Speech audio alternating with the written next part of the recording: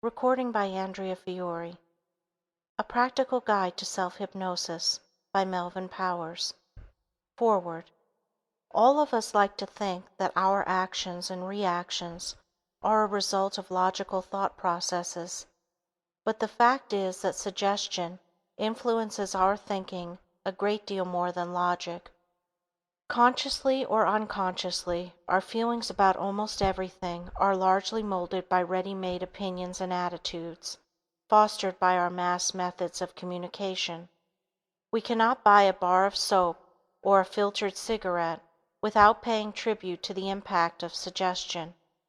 Right or wrong, most of us place more confidence in what they say than what we do in our own powers of reason. This is the basic reason why psychiatrists are in short supply. We distrust our own mental processes and want an expert to tell us what to think and feel.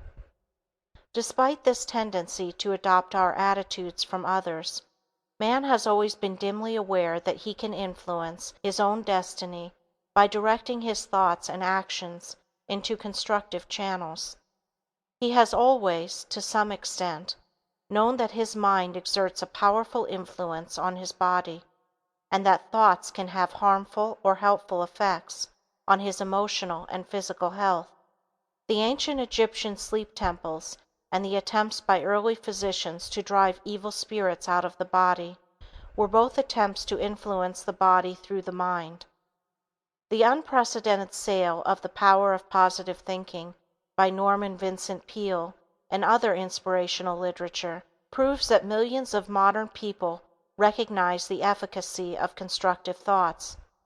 What most of them do not recognize is that they are capable of implanting these beneficial thoughts in their own minds without reference to any outside agencies. This can be done through self-hypnosis. In modern society, we have many cults, religions, and methodologies which have mental discipline as their goal. The best example of a methodology is psychosomatic medicine, which deals with the interrelationship of the mind and body in the production of mental or physical illness. The rapid growth of hypnosis in the last few years is another example, and it is gratifying to see that the emphasis in this field is now shifting from hetero-hypnosis to self-hypnosis. Self-hypnosis is a highly suggestible state wherein the individual can direct suggestions to himself. It is a powerful tool in any therapeutic process, and highly motivated subjects can parallel the success of hetero-hypnosis through their own efforts. Self-hypnosis can be used as a palliative agent and can even afford lasting results in many areas of the organism. Self-hypnosis can alleviate distressing symptoms, substitute strong responses for weak responses, help overcome bad habits, create good habits, and help one's power of concentration. The total personality is eventually changed to the point where it can function adequately in an increasingly difficult environment. In learning self-hypnosis, the subject does not relinquish control of himself as is commonly believed. Actually, more control is gained. Self-sufficiency and self-confidence are inevitable results. It is well to remember, however, that even good things may be overdone, and good judgment is necessary for favorable results. Neither hypnosis nor self-hypnosis should ever be used indiscriminately. The effectiveness of self-hypnosis depends upon many factors. Strong motivation, intelligent application of suggestions, and diligence are prerequisites. We are not suggesting that self-hypnosis can take the place of all forms of psychotherapy. We do recommend it as an adjunct to therapy when indicated. Used judiciously, it can contribute a great deal to the individual's physical and emotional well-being and happiness. As a professional hypnotist for many years, I have seen astounding and apparently miraculous results by individuals using self-hypnosis. Many of these cases seem unbelievable to those not familiar with hypnotic phenomena. It should be remembered, though, that many individuals seek hypnosis only when all other forms of therapy have failed. This is so common that hypnosis has come to be known as a port of last call. Yet despite the seeming hopelessness of such cases, medical literature lists thousands of remarkable recoveries. There is nothing hit or miss about hypnosis. Used intelligently, the results are the same for all those who are properly motivated. Nor are the results singular to modern hypnotists alone. In reviewing the literature going back more than 100 years, the same gratifying results were obtained.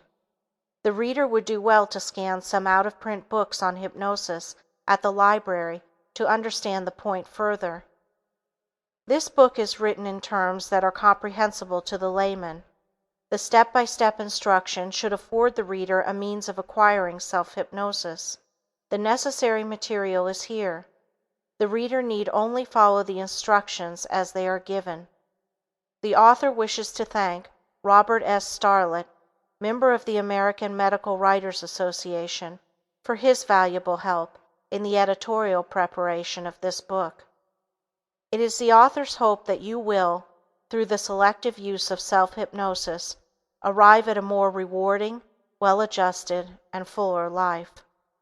Melvin Powers, 12015 Sherman Road, North Hollywood, California, 91605. Chapter 1. What You Should Know About Self-Hypnosis. Hypnosis has been defined as a state of heightened suggestibility in which the subject is able to uncritically accept ideas for self-improvement and act on them appropriately. When a hypnotist hypnotizes his subject, it is known as heterohypnosis. When an individual puts himself into a state of hypnosis, it is known as self-hypnosis. In both cases, the subject has achieved a heightened state of suggestibility. Even in heterohypnosis, the subject really controls the response to suggestions. Actually, all hypnosis is really a matter of self-hypnosis. The subject enters into the hypnotic state when he is completely ready to do so. This may require from one to many attempts before it is achieved. Even if the subject insists that he wants to be hypnotized immediately, he may be resisting hypnosis unconsciously. In self-hypnosis, the same thing usually takes place. The subject is anxious to achieve self-hypnosis, but somehow the state eludes him. What's wrong? It may be that he is unconsciously resisting it, hasn't conditioned himself sufficiently, or has achieved the hypnotic state and doesn't know he is in the state. This last statement may be surprising, but we will examine it in detail a little later on. Most experts agree that about 90% of the population can be hypnotized. My own feeling is that probably 99% can be hypnotized. Who among us is not influenced by suggestion? Aren't we all, as we have seen, influenced by the suggestions of advertising? Don't we all have a tendency to believe what we read in the paper, hear on the radio, or see on television? Aren't we all convinced that a name brand article is better than one that is not so well known? Suggestion plays a tremendously important role in our daily lives.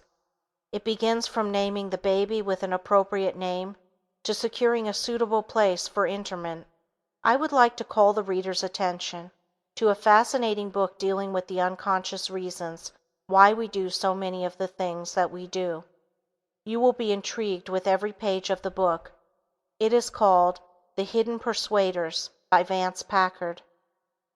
My contention is that we are all suggestible, and therefore, being hypnotized or hypnotizing ourselves is just a matter of increasing the suggestibility that we already possess. Doesn't the hypnotist begin by suggesting relaxation? Doesn't he usually begin by requesting the subject to fix his attention on a particular object? Next, he suggests to the subject that his eyes are becoming heavy and tired. As soon as the subject closes his eyes, he suggests that he will be in a deep hypnotic state. I am sure that you are familiar with this procedure. With each step, the hypnotist is guiding the subject along directed lines, to get him to accept further suggestions without question or doubt. When the subject achieves the ultimate state in this procedure, he has been hypnotized.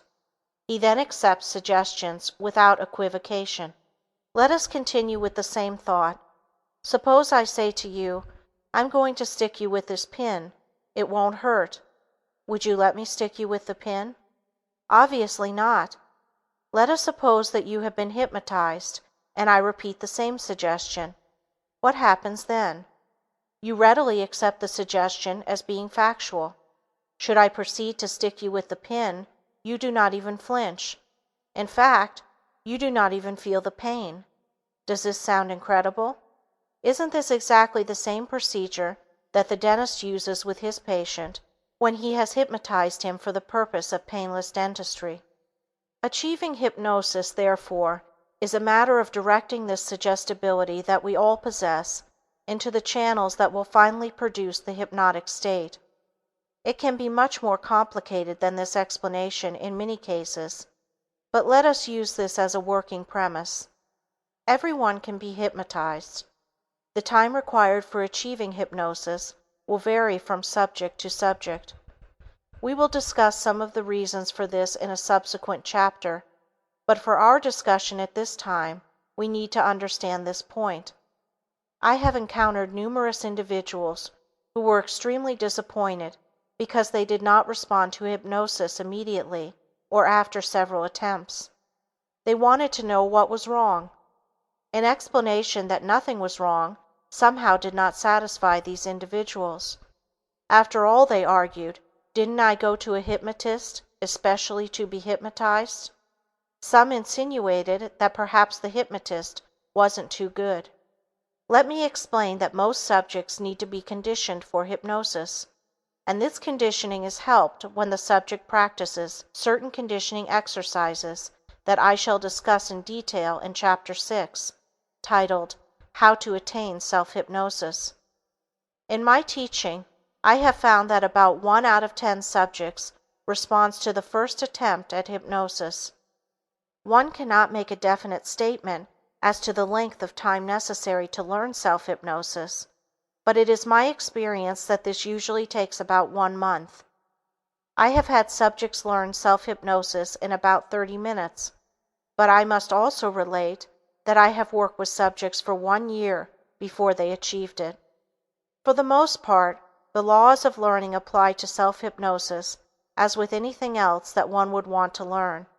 It can be a relatively simple procedure, or it can be very perplexing. The answer lies not so much with the hypnotist as with the subject. One question that arises is, if I'm under hypnosis, how can I give myself suggestions? During the hypnotic state, it must be remembered, the subject is always aware of what is going on. He hears what is said, follows directions, and terminates the state when told to do so. In the self-hypnotic state, the subject is in full control. Therefore, he can think, reason, act, criticize, suggest, or do whatever he desires. He can audibly give himself suggestions, or he can mentally give himself suggestions. In either case, he does not rouse from the hypnotic state unless he gives himself specific suggestions to do so. Many feel if they audibly give themselves suggestions, they will awaken. In hypnoanalysis, the subject answers questions during the hypnotic state. Having the subject talk does not terminate the state. You can keep the talkative subject under hypnosis as long as you want. Furthermore, the subject can be sitting erect, with his eyes open, and still be under hypnosis. Carrying this further, the subject may not even be aware that he is under hypnosis. He can be given a cue not to remember when the therapist makes a certain motion or says a certain word that he will go back into the hypnotic state, but still keep his eyes open. Only an experienced hypnotist could detect the change. Another frequent question is, how do I arouse myself from the self-hypnotic state? You merely say to yourself that upon counting to 5, you will open your eyes and wake up feeling fine. Many times the subject falls asleep while giving himself post-hypnotic suggestions. This is not undesirable, since the suggestions will spill over into the subconscious mind as he goes from consciousness to unconsciousness. A popular opinion about hypnosis is that the subject surrenders his will to the hypnotist in the process of being hypnotized. Furthermore, many believe that once the subject is hypnotized, the hypnotist has complete control of the subject, and the subject is powerless to resist suggestion. Both beliefs are erroneous. I believe the first misconception comes from seeing techniques where the hypnotist requests the subject to look into his eyes. The hypnotist suggests to the subject that as he continues to look into his eyes, he will fall into a deep hypnotic state. This, then, becomes a matter of who can outstare whom. The subject usually begins to blink his eyes, and the hypnotist follows this up with rapid suggestions that the subject's eyes are becoming watery and heavy, and that the subject will fall into a deep hypnotic sleep just as soon as he, the subject, closes his eyes. This procedure gives the impression to the observer that the subject is willed to go under hypnosis. It appears that once the hypnotist concentrates or wills sufficiently, the subject succumbs. Actually, the hypnotist in this technique is not looking into the eyes of the subject. He fixes his attention on the bridge of the nose of the subject. The concept that the subject is a helpless automaton stems from the weird movies where the mad scientist has hypnotized subjects into behaving like zombies. Naturally, there is usually a beautiful girl in the movie, and she too has been hypnotized. Even though the audience is sophisticated enough to realize that this science fiction drama is purely entertainment, the theme is repeated sufficiently in novels, comics, and television to make an indelible impression on the subconscious mind. It's the technique of telling the big lie so many times that it becomes believable. We are all influenced by this procedure. There is an excellent book explaining this very premise. It is called Battle for the Mind by William Sargent. It describes in detail the technique by which evangelists, psychiatrists, politicians, and advertising men can change your beliefs and behavior. Following the reason that the subconscious mind can be affected, you can see that a problem could present itself even though the subject consciously wishes to be hypnotized. Unconsciously, there may be a poor inner relationship with the hypnotist, which can create an unfavorable climate for hypnosis. When this is the case, the subject doesn't respond until such a time that he relates well to the hypnotist. Even the most calculated procedures will fail until a positive transference relationship is established. I am sure that you sometimes have said, "For some reason I don't like that person." If pressed for an answer, you'll probably reply, "I can't explain it, but I just have a feeling about him." Actually, your subconscious reactions are influencing your thinking, and you feel a certain way. The same thing takes place in business transactions. You either like or dislike the proposition presented to you. You may say, "I have a certain feeling about this deal." You may not be conscious of the reasons, but your subconscious has reacted automatically because of previous experience along similar lines. In giving you some insight into the hypnotic procedure, I am trying to point out certain problems in regard to acquiring self-hypnosis. For the most part, it is not a simple procedure that is accomplished immediately. You can't just will it. It requires working toward a specific goal and following definite procedures which eventually lead to success. The hypnotist is usually endowed by the subject with an omniscience and infallibility which logically is unjustified. The subject is naturally extremely disappointed if he doesn't respond immediately. If he loses confidence in the hypnotist, he may never achieve hypnosis with this particular hypnotist.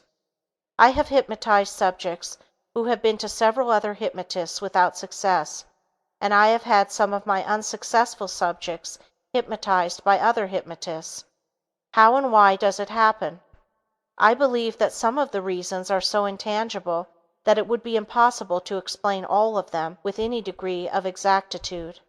I once saw an individual about 12 times who wanted to learn self-hypnosis and had been unsuccessful in every approach. I asked him if he would volunteer as a subject for a class in techniques of hypnosis that I was teaching for nurses. He readily volunteered and showed up at the designated time. Much to my amazement, as well as his own, he responded within a relatively short time, as one of the nurses hypnotized him before the group. She had used a standard eye closure technique, requesting him to look at a spinning hypnodisc that I had previously used with him every time he was in the office. Her manner was extremely affable. She had used the identical technique I had used unsuccessfully, and the subject responded excellently to cap the climax. He was the first subject the nurse had ever hypnotized, since this was only her third lesson. How would you account for it? Here was one of my students with 2 weeks' experience hypnotizing a subject, where I had failed while using every procedure that I felt would work. Was it because she was a better hypnotist? Perhaps. However, I'd like to recall at this time our discussion about subconscious responses. I'm inclined to feel that being hypnotized by a middle-aged female nurse created certain favorable unconscious responses, which accounted for his going under hypnosis at that time. It created the initial breakthrough which was needed. I was able to hypnotize him easily at his next appointment, and he acquired self-hypnosis readily from that time on. I have tried the same approach with other subjects who did not respond favorably, and have failed to attain the success that I did in the above case. Why the impasse? It is one of the difficulties that we encounter in hypnosis, and as yet it has not been resolved. We know that the easiest way to achieve self-hypnosis is to be hypnotized and given a post-hypnotic suggestion that you will respond to hypnosis by a keyword, phrase, or gesture. I have tried to point out some problems that can arise. Needless to say, these problems do not always arise, and the attainment of self-hypnosis can be a relatively simple procedure. There is usually some way of reaching a subject who does not respond in a reasonable length of time. Now we come to the point where the subject wishes to hypnotize himself. What happens in this situation?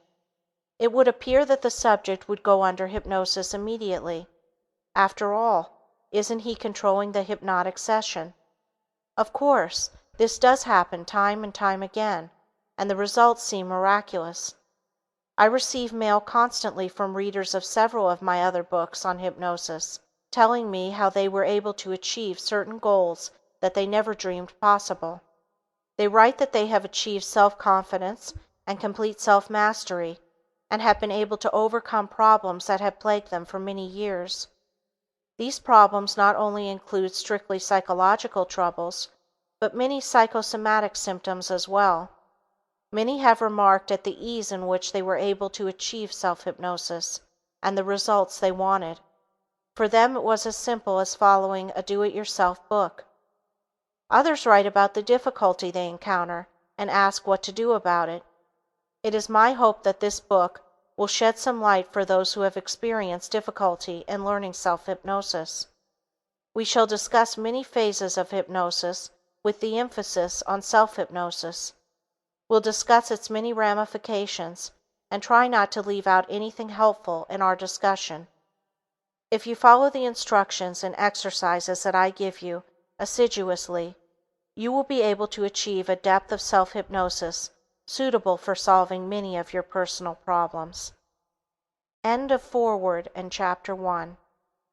Recording by Andrea Fiore.